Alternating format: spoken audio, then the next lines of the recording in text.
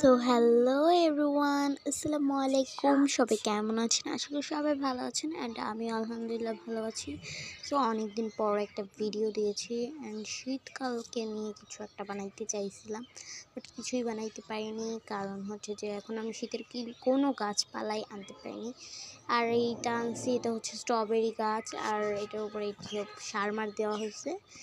এত আর কি কিছুই আনা হয়নি। এখনও তো আমি শীতের গাধাই আনছি না।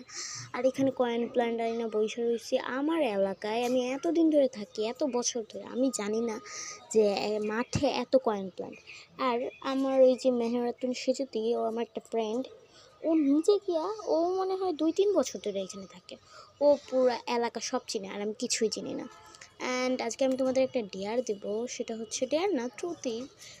সেটা হচ্ছে যে আমি কি ময়মনসিংহের ভাষায় কথা বলে ব্লগ দেবো নাকি নর্মাল আর কি এভাবে যেভাবে কথা বলি সেভাবে দেবো।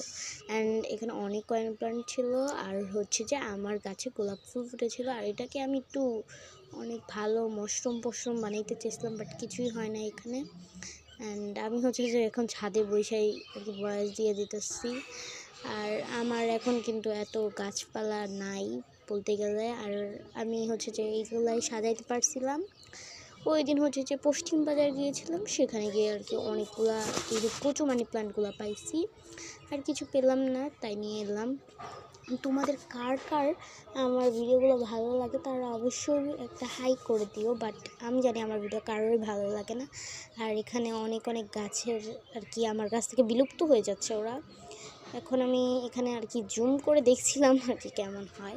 আর আমার কাছে এখন এতই কয়েন প্ল্যান্ট আর কি, আমি যে এখন রাখারই আর কি জিনিসপত্র নেই, পাত্রই নেই আমার কাছে রাখার মতো। আমি আর কি এখন ভয়েসটা কাটতে চাই না, তাই আর কি আমি জানাইতে ময়মনসিংহের ভাষায় কথা বলে একটু আর কি বলেই ফেলি। সো আমি একটু উল্টাপাল্টা বলে বলতেছিলাম, সো কেউ কিছু মনে করেন না দয়া করে। অ্যান্ড আমি এতটা ভয়েস কাটতে